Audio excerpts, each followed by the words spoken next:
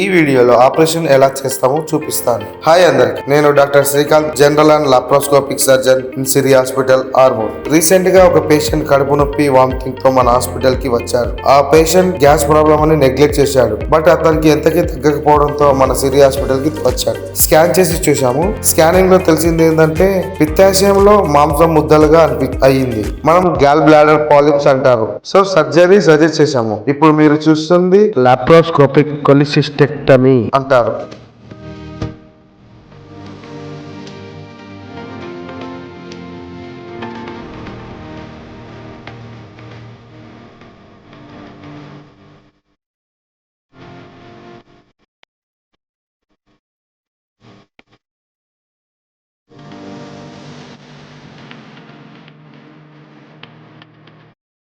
ఈ ప్రాసెస్ ద్వారా మనం గ్యాల్ బ్లాడర్ ని రిమూవ్ చేయొచ్చు. ఒక చిన్న రంధ్రం చేసి అందులో నుండి గ్యాల్ బ్లాడర్ ని రిమూవ్ చేశాము. మీరు కూడా కడుపు నొప్పి అని నిర్లక్ష్యం చేసి ప్రాణాల మీదకి తెచ్చుకోకండి. ఈ గ్యాల్ బ్లాడర్ పాలిప్ క్యాన్సర్ గా మారే అవకాశం కూడా ఉంటుంది.